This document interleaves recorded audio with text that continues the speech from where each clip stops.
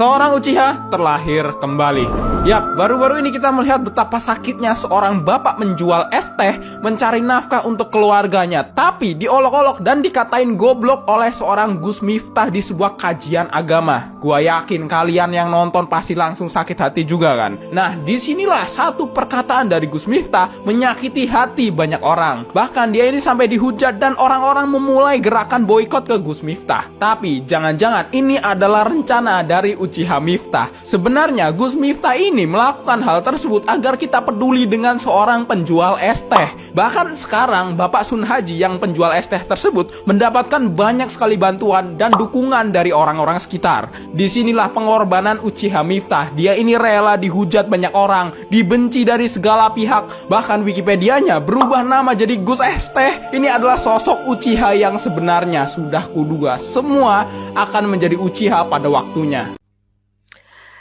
Bismillahirrahmanirrahim. Assalamualaikum warahmatullahi wabarakatuh. Masih viral ya, masih viral di TikTok, masih merajai viral Pak Miftah dengan diksi-diksi dari netizen, dan ternyata bermunculan video-video kemudian bukan hanya tentang ST, ada juga ibu komedian senior ya TPS, dan juga ada kita bahas ya teman-teman, tapi sebelumnya kita intro dulu.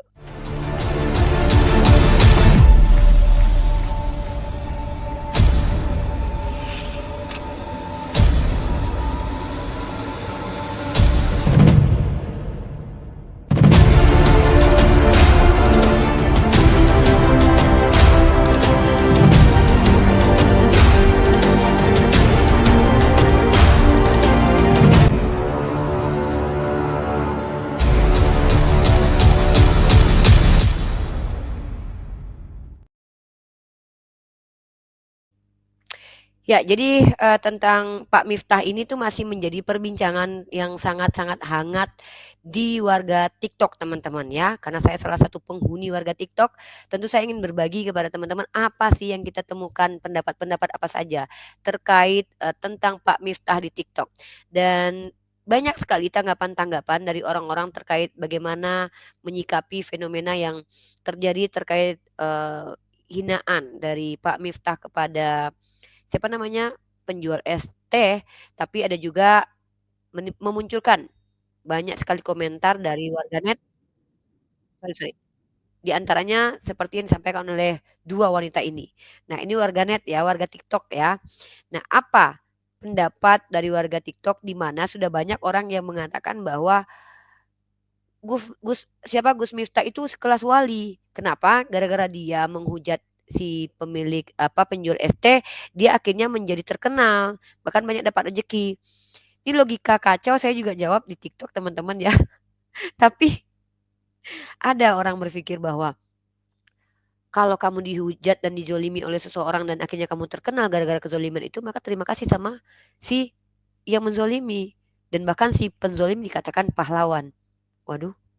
Nah, ini tanggapan beberapa warga TikTok yang agak sehat ya, yang sehat lah, bukan agak sehat, emang sehat cara berpikirnya, yang tidak mau menerima logika yang cacat tersebut, di mana pembuli pada akhirnya menjadi pahlawan bagi si yang dibully. Coba kita dengarkan satu persatu. Kita sekelas wali hanya orang yang ilmunya tinggi yang bisa memahaminya ya. Mari kita garis bawahi hanya orang yang ilmunya tinggi yang bisa memahaminya. Oke. Eh, aku nggak tahu dia ini buzzernya si Miftah atau siapalah ya.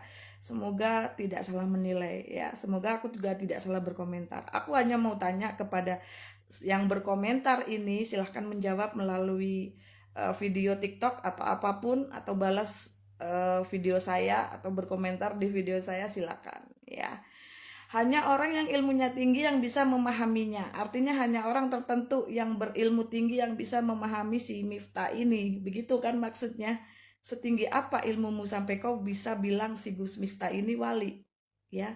Gusnya aja, gelar Gusnya aja masih dipertanyakan sampai sekarang.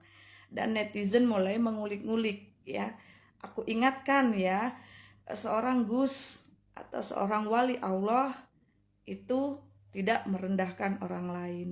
Apalagi ini di dalam dakwahnya. Ketika beliau berdakwah, aku masih menghargai dia, ketika beliau berdakwah ya. Kamu tahu nggak wali Allah itu seperti apa? Tidak seperti itu. Ya, banyak orang yang lebih pinter tapi tidak berani menyatakan si Miftah ini wali. Ya, kalau si Miftah ini wali, Ustadz Abdul Somad ilmunya lebih tinggi. Ya, banyak ustadz-ustadz yang lain, Ustadz Adi Hidayat juga ngomongnya halus. Ya, dan aku tekankan sekali lagi ya, buat yang berkomentar seperti ini, dia bukan wali. Karena seorang wali tidak pernah menghina, tidak pernah merendahkan orang di dalam dakwahnya. Ya, setiap berdakwah selalu pakai hati. Ingat, adab lebih tinggi daripada ilmu. Sekali lagi, aku tekankan, adab lebih tinggi daripada ilmu. Marah sama seseorang boleh, tapi tidak secara langsung, apalagi di depan halayak ramai. Oke, semoga pakai otak berkomentarnya. Aku nggak tahu ini buzzernya si Miftah atau bukan, tapi komentarnya harus dipahami. Kalau memang yang memahami si Miftah ini adalah orang-orang yang pinter, lalu apa tanggapan para ustadz lainnya? Coba cek viti-viti yang lain. Oke, salam dari saya, orang yang nggak pinter. Oke, keren. Jadi memang menjadi pro kontra kemudian karena banyak orang yang membuat statement bahwa Miftah itu jadi asbab, bahkan yang parah sekali saya baca komentar yang mau saya state itu adalah mengatakan bahwa terima kasih Gus Miftah telah menaikkan derajat Bapak si penjual es teh.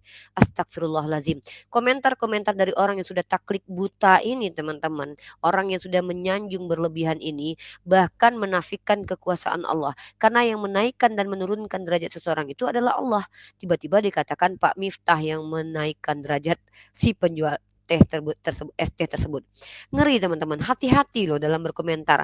Apalagi kalau kita sudah melihat kesalahan ya kita katakan salah, benar katakan benar. Tapi karena kita terlalu cinta taklid buta kepada seseorang, dia salah kita benarkan, dia benar kita salahkan.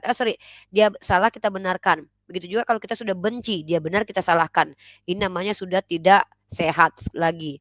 Nah, ini juga ada pendapat dari salah seorang wanita yang memberikan reaction atau pendapat terkait pernyataan-pernyataan logika yang lompat-lompat ya. Kenapa dikatakan logika lompat-lompat? Nanti kita dengarkan penjelasannya bahwa ketika Miftah menghujat bapak tersebut, dia justru menjadi asbab bapak itu baik rezekinya, maka berterima kasihlah kepada Miftah. Ini kalau saya sudah jawab juga di TikTok.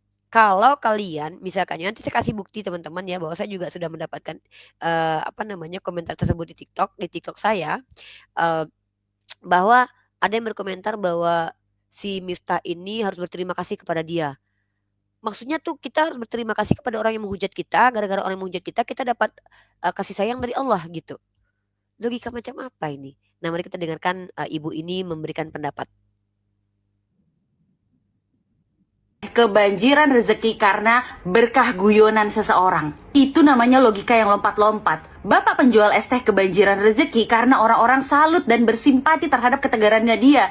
Dia berdiri dengan tegak, bahkan tersenyum di saat orang sedang mentertawai dan menghina dia. Itu yang membuat Allah menurunkan rezeki kepada dia, bukan karena berkah guyonan seseorang. Bayangin kalau logika ngaco seperti ini kita normalisasi ya. Nanti orang ngelihat ada orang lain kesusahan, bukannya dibantu malah dibilang, nggak apa-apa, kita hina-hina aja, kita viralin, nanti berkah guyonan kita bakalan jadi rezeki buat orang ini. Logika ngaco berikutnya adalah, udahlah jangan digoreng-goreng lagi, kan yang bersangkutan udah minta maaf. Kalau yang bersangkutan adalah orang biasa, permintaan maaf mungkin bisa menyelesaikan permasalahan ini. Tapi yang bersangkutan adalah seorang yang digaji dengan uang rakyat. Dengan uang saya, dengan uang kamu, bahkan dengan uang bapak penjual es teh. Emangnya penjual es teh itu nggak ikutan bayar pajak? Jadi nggak apa-apa banget kalau kita terus ngobrolin ini. Bayangkan kalau di sebuah kantor swasta, ada orang yang menggaji, kemudian dihina-hina sama yang digaji. Pantas nggak kalau kita minta dievaluasi? Pantas nggak kalau kita minta tindak lanjut yang lebih serius daripada permintaan maaf? Jadi orang sekarang tuh udah banyak yang cerdas, tapi tidak sedikit orang yang hilang kecerdasannya gara-gara taklid buta. Sama seperti kita diskusi sama orang-orang di luar Islam nih. Maka Al-Quran sudah mengatakan ya, innalladzina kafaru sawa'un alaihim a'anzartahum am lam tunzirhum la yu'minun. Orang-orang yang kafir itu sudah menghilangkan Allah dalam kehidupannya ya. Sudah menolak apa yang Allah ajarkan dan apa yang Allah sampaikan, maka mereka itu adalah orang yang kata Allah mau diberi petunjuk atau tidak tetap tidak akan beriman. Nah, jadi tidak menutup kemungkinan orang Islam itu bisa kafir, kufur dengan nikmat Allah. Makanya ada diksi yang mengatakan itu, diksi ketika, "Miftah terima kasih telah menaikkan derajat." Ngeri banget loh statement ini loh. Mengatakan seolah-olah Miftah itu sudah setara dengan Tuhan menaikkan dan menurunkan derajat seseorang. Padahal Miftah itu adalah orang yang menghina orang lain sehingga kesabaran bapak tersebut bisa menjadi asbab dia diridhoi oleh Allah dan mendapatkan rezeki. Malah Miftahnya yang dipuji, dikatakan ucica lah, dikatakan wali lah, dikatakan orang. Bahkan ada yang bilang tau nggak yang lebih parah lagi? Yang mengatakan bahwa kayaknya tuh Gus Miftah itu sengaja buat ngolok-ngolok. Karena apa? Karena biar bapak itu viral. Gimana? Sengaja buat ngolok-ngolok biar viral tuh nggak mungkin. Tapi sengaja ngolok-ngolok iya. Karena apa? Karena memang dia udah terbiasa. Contoh kayak salah satu komedian yang sudah ini ya senior itu dihujat dengan mengatakan untung kamu jelek kalau kamu cantik kamu udah jadi lonte gitu. Gitu loh kata-kata dia. Udah biasa dia mengungkapkan kata-kata goblok itu. Nah, ini disebut dengan akhlak. Akhlak itu apa yang menjadi habit tanpa berpikir lagi kita lakukan itu. Contoh, kalau saya punya akhlak tercela karena sering berkata kotor, dimanapun saya berada saya kan tidak bisa menghindar. Saya akan selalu berkata kotor. Tapi ketika ada seseorang yang terbiasa istighfar kepada Allah, ketika dia jatuh astagfirullah, ketika apa-apa dia astagfirullah, itu akhlak. Karena akhlak itu adalah tindakan spontanitas yang dikerjakan tanpa berpikir panjang lagi. Itu menurut para ulama, itu akhlak. Kalau seandainya kamu berbuat baik karena ada kamera, ya berarti bukan akhlak, tapi kamu sedang mencitrakan dirimu baik. Ya beda loh, memperlihatkan diri kita baik belum tentu kita baik. Ya itu namanya pencitraan. Beda dengan akhlak. Akhlak itu sudah menjadi habit, sudah menjadi kebiasaan. Nah, saya akan tunjukkan lagi video-video tentang Miftah. Bahkan negeri seberang pun membahas tentang ini, teman-teman. Viral sampai ke negeri-negeri seberang, teman-teman. Nah, bahkan teman-teman ya, perkara tentang Pak Miftah ini itu kenapa menjadi perbincangan karena dia adalah sekarang sudah menjadi pejabat publik dan juga plus kiai atau gus lah ya atau ustadz lah. Dan sampai-sampai ini aduh dibahas juga di negara seberang, negara tetangga sebelah tuh. Yuk kita lihat nih gimana. Media sosial seorang kiai Gus dalam dakwah dia menghina seorang penjual teh. Saya teman-teman Indonesia kirim dan dia jadi viral penghinaan kepada orang yang jual teh ya, yang mana di antara paling miskin. Tapi ini pendakwah, dua pendakwah dengan ketawa dengan maksud menghina sekali. Dia menimbulkan kemarahan menyeluruh di kalangan rakyat sehingga Presiden Prabowo Subianto memberi kenyataan yang agak keras dan akhirnya Gus pendakwah kiai itu berkunjung ke daerah si penjajah itu dan mohon maaf. Orang yang paham agama, yang bicara tentang Islam, akidah dan solat dan sunat, tetapi bila timbul keadaan begitu dia lihat, dia boleh menghina. Dan saya pun saya lihat itu dikirim oleh teman saya di Indonesia. Saya rasa aneh ya. Agak luar biasa. Nah, jadi gini teman-teman ya, kita kalau bicara akhlak itu kan sudah sejelaskannya. Ulama menyepakati atau ulama memberikan pendapat bahwa akhlak itu adalah perbuatan spontanitas yang menjadi habit dan karakter kita, kebiasaan kita teman-teman. Kenapa? Kalau seandainya kalian tidak terbiasa makan pakai tangan kanan, tiba-tiba kalian makan pakai tangan kanan, ya karena ada apa-apanya, karena ada orang. Itu bukan akhlak, itu kalian pencitraan.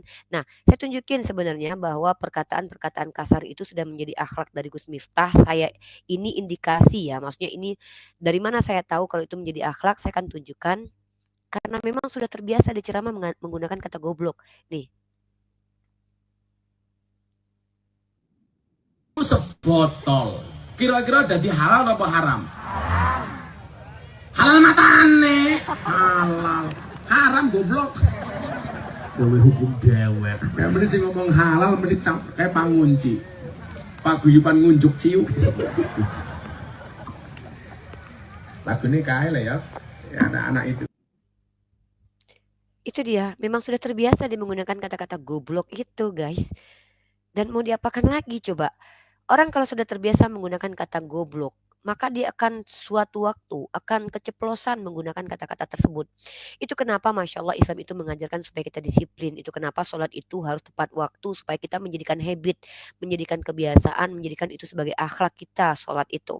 Itu kenapa kita diajarkan untuk istiqomah dalam beribadah. Maka Allah mencintai amalan yang sedikit sementara amalan itu istiqomah dilakukan daripada amalan yang besar tapi sekali-sekali, karena itu tidak akan membangun karakter kita menjadi orang yang berakhlak mulia. Rasulullah itu datang menyempurnakan akhlak. Saya tidak mengatakan si Pak Miftah ini adalah orang yang sangat-sangat harus ya tercela, namanya manusia biasa ya, human nature ya, itu ada kekurangan, kekilafan, apalagi dia memiliki akhlak seperti itu. Tapi masalahnya adalah sebagai manusia yang sudah ada di ranah publik, kita harus semakin belajar. Saya sendiri merasakan hal itu. Ketika saya masuk dalam ranah dialek lintas agama, saya masih memposisikan diri saya sebagai pendebat. Artinya saya yang tidak senang dengan orang yang memfitnah agama saya cari jawabannya untuk membantah mereka. Dan saya bukan ustazah. Tapi sepanjang perjalanan saya yang saya bawa terus agama, walaupun saya tidak pernah berdakwah loh, maksudnya berdakwah mengajarkan Islam itu begini gini gini gini, tapi saya menjawab pertanyaan dari umat Kristiani tentang Islam dari hasil pembelajaran. Artinya saya adalah seorang pelajar yang bisa jadi apa yang saya ucapkan dan tingkah saya itu salah. Tapi tetap saja saya harus mengupayakan yang terbaik mengimplementasikan sisi saya sebagai seorang muslimah. Kenapa? Orang akan melihat Islam dari diri saya. Bayangkan, saya yang terang-terangan meminta bukti kepada orang di luar Islam, buktikan saya pernah menghujat agama kalian. Sedangkan saya menjelaskan apa yang dijelaskan pendeta mereka saja, mereka katakan saya menghujat kok. Dan ingat loh, sedangkan Nabi saja yang akhlaknya mulia, itu masih dikatakan tercela oleh orang yang tidak menyukai beliau. Sedangkan Nabi Isa yang datang disepakati oleh orang di luar Islam, yaitu Kristen dan Islam itu sebagai orang benar, masih dihajar pada saat dia hidup bersama orang-orang di lingkungan dia loh. Dan dikatakan orang yang sesat, menyesatkan, orang yang tidak waras, begitu ya. Apalagi kita ini yang umat biasa, manusia biasa di zaman penuh fitnah ini. Yang lebih parahnya adalah komentar-komentar netizen yang mengatakan bahwa dia adalah ucica, dia mengorbankan dirinya supaya dihujat agar bapak itu naik derajatnya. Ini orang-orang yang sudah masuk taklid buta. Dalam Islam, Bani Yahudi itu dilaknat karena mereka mengingkari Allah. Nah, diksi yang paling parah yang saya temukan di TikTok adalah mengatakan bahwa berterima kasihlah kepada Miftah gara-gara dia bapak itu terkenal. Terima kasih Miftah telah menaikkan derajat bapak itu. Kalian lupa, ini buat netizen loh. Lupakah kalian yang bisa menaikkan derajat dan menurunkan derajat itu hanya Allah Azza wa Jal? Bukanlah Pak Miftah. Pak Miftah ini menjadi asbab betul, tapi asbab yang dia lakukan ke orang lain itu buruk. Maksudnya dia menghujat. Masa orang harus mengucapkan terima kasih kepada penghujat gara-gara penghujat itu menghujat seseorang lalu orang itu disayang orang lain, maka kita harus mengucapkan terima kasih kepada dia. Ucapin aja terima kasih kepada iblis. Gara-gara iblis mengingkari Allah, maka terbukti manusia ini lebih baik daripada iblis. Lalu kita harus ucapkan terima kasih kepada iblis. Apaan sih logika seperti ini? Atau misalnya kalau ada orang yang perempuan berzina menggoda suami orang misalkannya, dan kemudian gara-gara dia tidur, kemudian dia sadar kembali ke Allah, kemudian bertobat, dia tidur dengan perempuan pezina ini, lalu dengan itu dia mengingat kebesaran Allah karena dia dihukum, lalu akhirnya berterima kasih kepada pesundal itu karena telah menjadi asbab dia bertobat. Apa logika-logika seperti ini? Ini hanya dilakukan oleh orang-orang yang tidak terima bahwa orang yang dicintainya berlebihan ini terlihat salah.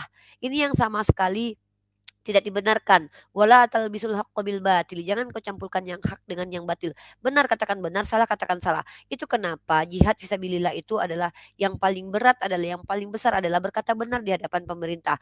Benar katakan benar, salah katakan salah. Ini bukan membenarkan yang salah, menyalah-nyalahkan yang benar. Tapi yang kita lihat, sudah jelas-jelas dia mengatakan goblok kepada bapak tersebut, itu hujatan loh. Tapi masih dia katakan, masih ada pembelanya yang mengatakan kita harus berterima kasih kepada Miftah. Logika macam apa? Ini dilakukan oleh orang-orang yang tentu terlalu mencintai Miftah sehingga tidak menerima bahwa Miftah ini melakukan kesalahan, dianggap salah oleh orang lain. Tentu dia harus membela Miftah ini, apalagi dia sekarang sudah menjadi pejabat. Dan pejabat itu tidak mungkin tidak ada yang mensupport ya, namanya pejabat. Tentu dia banyak relasi, banyak yang mencintai dia kan.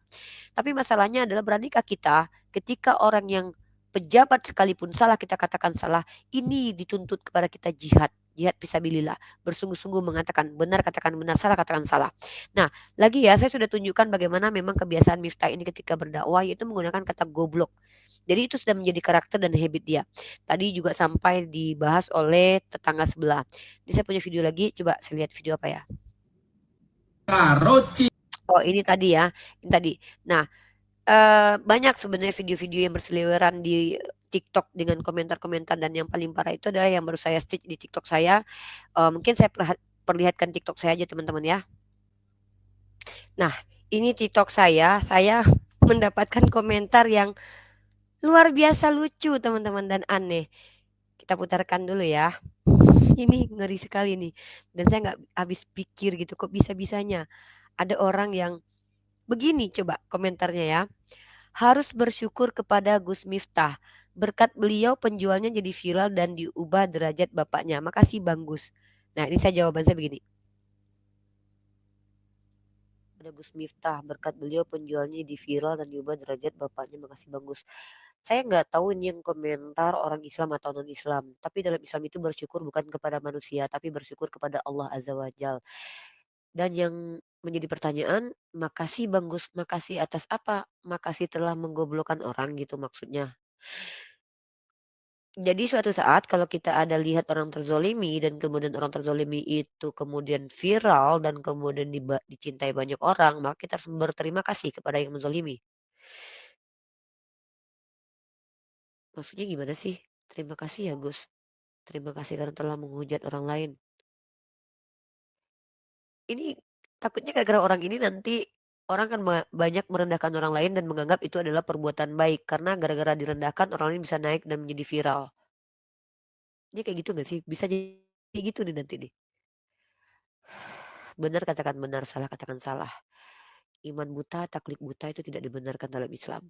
Cintai seseorang karena Allah, tapi jangan mencintai seseorang berlebihan. By the way, ini Islam atau non-Muslim ya? Kok bersyukur kepada manusia?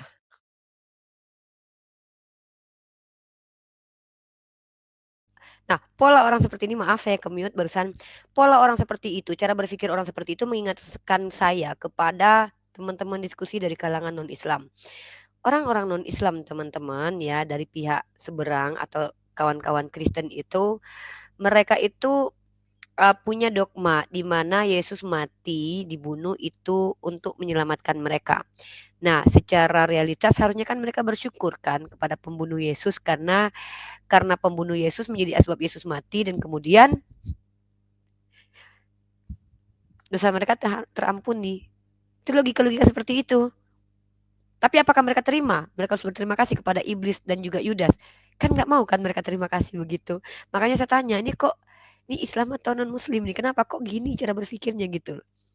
Ya agak aneh aja cara berpikirnya. Bagaimana mungkin orang sudah menghujat, kemudian jelas dia seorang pendakwah, staf presiden, tapi tiba-tiba memudahkan untuk berkata-kata yang tidak baik, memudahkan kata-kata kasar seperti itu. Dan ini dinormalisasi oleh pengikutnya. Ingat loh, apalagi dia katakan bersyukur kepada Miftah. Sejak kapan kita diperintahkan bersyukur kepada manusia? Bersyukur itu kepada Allah. Baik buruk yang terjadi tetap kepada Allah kita sandarkan. Ini malah mengajarkan orang untuk bersyukur kepada manusia yang mana manusia itu telah menghujat. Astagfirullahalazim teman-teman. Logika manusia ini ternyata saya pikir saya nggak tahu kalau itu muslim tuh ngeri banget ya. Ternyata saya pikir logika terbalik-balik ini hanya ada di logikanya teman-teman kita di seberang yang diskusi sama saya loh ya. Ternyata kalau itu komentar dari umat Islam, bahaya juga umat Islam kalau punya logika seperti itu ya. Yang benar jadi salah gara-gara alasannya ada aja. Dalih itu namanya. Itu bukan dalil tapi berdalih. Bahaya teman-teman ya. Cacat logika atau pemutarbalikan fakta. Contoh kayak gini, ada lagi teman-teman ya.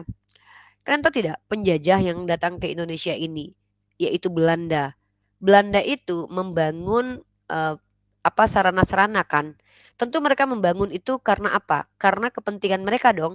Tapi ketika mereka telah dilawan oleh orang Indonesia, sarana mereka itu ditinggalkan kan? Dipakailah untuk rakyat Indonesia. Maka ada loh yang mengatakan bahwa terima kasih kepada Belanda. Kalau bukan karena Belanda kita nggak punya sarana ini. Inilah logika cacat. Harusnya kalau kita sebagai muslimah dan muslim kita berbicara bahwa segala sesuatu yang buruk terhadap kita itu pasti ada hikmahnya. Allah jadikan keburukan itu sebagai kebaikan untuk kita dan bahkan begitu juga sebaliknya. Contoh, tidak semua orang kaya itu baik dalam pandangan Allah. Kenapa? Karena orang kaya itu hanya mempersulit mereka masuk ke dalam surga. Itu ya. Nah, apakah menjadi orang kaya itu tidak baik? Tidak juga. Kalau dia kaya, kemudian menggunakan hartanya untuk jalan yang benar, maka dia adalah orang yang beruntung.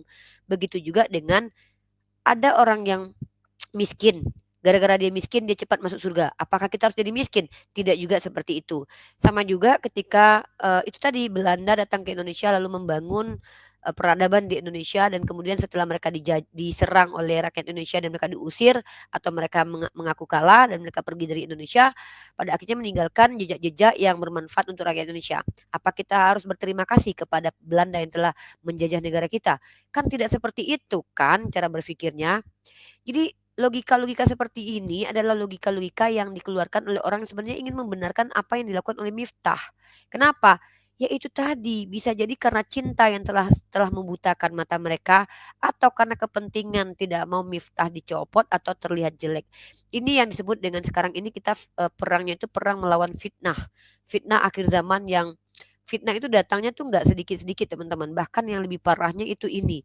Ustadz yang jelas-jelas dipanggil Ustadz, dipanggil Gus, jelas-jelas melakukan kesalahan merendahkan orang lain, dijadikan wali, bahkan disuruh ukur kepada dia, bahkan dikatakan dia adalah orang yang setingkat wali. Nauzubillahi min dzalik teman-teman. Ini parah. Parah sekali cara berpikirnya orang-orang yang ada di negara kita teman-teman. Nauzubillahi min dzalik ya, semoga kita tidak termasuk kepada orang yang jahil. Orang yang membenarkan apa yang tidak benar dengan mencarikan dalihnya, lalu kemudian mempelintir lidahnya seolah-olah yang disampaikan dia itu adalah benar. Untuk apa? Tentu untuk kepentingan orang-orang yang sudah tercinta kepada seseorang, teman-teman. Ya, ini kenapa saya tidak pernah peduli dengan omongan saya ini adalah apa yang harus ada data-datanya. Kenapa? Karena ketika saya bicara apapun, teman-teman, ya, orang yang benci saya itu kan selalu benci. Orang yang cinta saya, kadang saya salah pun dibela. Nah, itulah kenapa kita umat Islam itu diperintahkan untuk bersikap adil. Adil itu meletakkan sesuatu pada tempatnya. Orang salah katakan salah, orang benar katakan benar. Bukan malah sebaliknya, orang benar dihukum karena orang salah, ya kan? Ingat kan? Kemudian orang salah dibenar-benarkan dengan dalih apapun. Kemudian orang benar disalah-salahkan karena tidak suka. Maka Islam itu mengajarkan apa? Jangan sampai kebencianmu kepada suatu kaum membuat kamu berlaku zolim. Zolim definisinya apa? Artinya apa? Zolim itu adalah perbuatan yang tidak meletakkan sesuatu pada tempatnya. Orang salah dibenarkan, orang benar disalahkan. Nah, dan itu terjadi ketika saya diskusi lintas agama. Ketika kita bertanya, bahkan secara naluri ya, ketika kita tanya, kalau seandainya membunuh manusia itu dosa tidak? Dosa. Tapi membunuh Tuhan dosa tidak? Akan sulit untuk menjawab. Pertama, ketika dijawab berdosa, masalahnya yang menginginkan kematian Yesus adalah Yesus sendiri dan juga Tuhan Bapa. Nanti itu doktrinnya debatable ya. Bahkan sulit logikanya menangkap bahwa kematian Yesus itu adalah hasil dari apa yang telah direncanakan oleh Bapa. Maka pertanyaannya adalah, apakah yang menghendaki Yesus mati itu adalah Bapa? Kalau dijawab iya, maka Bapa yang menginginkan kematian Yesus. Maka ketika dikatakan pembunuhan manusia itu berdosa, apakah pembunuhan Tuhan itu berdosa? Kalau seandainya dikatakan bahwa yang membunuh Yesus itu berdosa, maka rencana Bapa yang membuat Yesus mati memasukkan ada kontribusi iblis dan Yudas, berarti itu rencana Bapa. Apakah Tuhan yang merencanakan manusia berdosa? Kan begitu. Kalau dalam Islam itu dosa itu karena pilihan. Salah, khilaf itu adalah human nature. Tapi berbohong itu adalah pilihan. Maka dalam Islam berbohong itu berdosa. Nah, bahkan dalam Islam, adilnya Allah Subhanahu wa taala, tidak semua berbohong itu karena niat yang memang ada kejelekan di dalam niat itu, ingin membohongi orang lain, tapi tidak. Ada yang namanya itu berbohong karena keterdesakan. Contoh, terpaksa berbohong.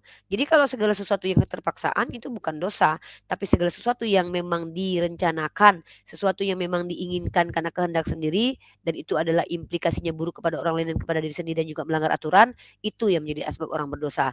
Tapi kalau keterpaksaan berbohong karena terpaksa, contoh seorang namanya seorang ayah, dia rumahnya disatroni maling. Tiba-tiba dia menyuruh anak dan istrinya sembunyi dalam lemari. Nah, si malingnya tanya, "Mana anak dan istrimu?" Apakah si ayah itu menjawab atau menjawab, "Iya, ada di dalam lemari," atau tidak? Nah, naluri manusia yang benar adalah tidak menjawab bahkan mengalihkan kalau bisa. Apakah itu berbohong? Yes. Tapi apakah berbohong seperti ini berdosa? Tidak. Kenapa? Karena dia terpaksa berbohong untuk menyelamatkan hidup orang lain. Nah, ini yang selalu jadi subhat juga. Jadi dalam Islam itu benar katakan benar, salah katakan salah, bukan berarti ketika melakukan kebenaran itu tidak boleh dilakukan secara terpaksa karena innama amalu biniat, ya. Hadis riwayat Al-Humaidi, ya, sampai dan ini merujuk kepada Sayyidina Umar Ibnu Khattab di mimbar yang mengatakan innama amalu biniat. Jadi amal itu tergantung daripada niatnya. Kalau kalian melakukan perbuatan baik karena kalian memang sengaja ingin berbuat baik, karena memang kalian, apalagi karena kalian sebagai muslim, sadar kemusliman kalian itu memerintahkan kalian berbuat baik, artinya karena Allah kan kemudian, maka itu dapat pahala. Tapi kalau kalian berbuat baik karena kalian lihat ada kamera, karena kalian lihat ada orang yang menyaksikan, karena kalian lihat banyak yang melihat gitu ya, itu namanya kalian pencitraan. Beda. Itu yang disebut dengan akhlak. Makanya para ulama itu mendefinisikan akhlak spontanitas yang sudah menjadi karakter kita. Nah, sulit tidak untuk menjadi orang yang berakhlak sempurna sementara kita hidup di lingkungan yang membentuk akhlak kita jadi buruk. Sulit bukan berarti tidak bisa. Itu kenapa para mu'alaf itu teman-teman ditempa dengan ujian besar karena mereka itu kan diajarkan memiliki akhlak yang terpuji. Jadi sulit bagi mereka tapi bukan berarti tidak bisa. Itu kenapa mereka enak banget ya kalau seandainya jadi mu'alaf tiba-tiba meninggal beberapa hari kemudian terus auto surga, enggak juga. Mereka mengalami kesulitan. Inilah bentuk keadilan Allah. Ya, jadi kalau kita ingin merubah karakter diri kita yang buruk di awal, itu sulit di usia tua. Tapi bukan berarti tidak bisa. Begitu juga itu kenapa kita harus mendidik anak dari kecil. Itu kenapa sholat itu diperintahkan tepat waktu supaya menjadi habit kemudian. Masya Allah kan luar biasa Islam ini mengajarkan supaya kita membentuk karakter itu dari kecil. Bahkan membiasakan diri kita supaya kita memiliki akhlak atau habit yang baik. Kemudian bisa diimplementasikan dalam keseharian. Karena kalau kita berbuat baik karena ada sesuatu, ya itu namanya pencitraan, bukan akhlak baik. Teman-teman, ya ramailah tentang Miftah ini di mana dia menghina salah seorang senior komedian senior, mengatakan untung kamu jelek kalau enggak kamu jadi lonte, astagfirullahalazim. Kemudian dia meminta tanah karena dia disalim. Bercanda itu boleh, tapi bercanda yang merendahkan orang lain itu sudah bukan bercanda, namanya itu penghinaan dan merendahkan orang lain, apalagi membuat orang tertawa dengan apa yang kita lakukan kepada orang itu akhlak sangat tercela sekali teman-teman ya. Nauzubillah min dzalik. Semoga kita tidak terikuti sifat-sifat seperti ini ya, dan kita harus adil. Kerasnya saya kepada orang yang pantas saya keraskan. Saya katakan goblok seseorang yang memang goblok. Tapi kalau mengatakan orang yang tidak tahu apa-apa, yang tidak ada kaitan dengan apa-apa, dengan ketidaktahuan atau dengan ilmu pengetahuan, dikatakan goblok, itu namanya menyatakan sesuatu yang tidak benar tentang seseorang dan itu adalah penistaan. Dan tidak kita benarkan walaupun dia ustadz, staf, presiden sekalipun kalau dia menghina orang lain, tidak kita benarkan. Salah katakan salah, benar katakan benar. Itulah Islam. Adil, teman-teman. Sulit berbuat adil? Betul. Sulit bukan berarti tidak bisa. Itu saja yang bisa saya sampaikan. Mohon maaf kalau ada kata salah. Wabillahi taufiq wal hidayah. Assalamualaikum warahmatullahi wabarakatuh.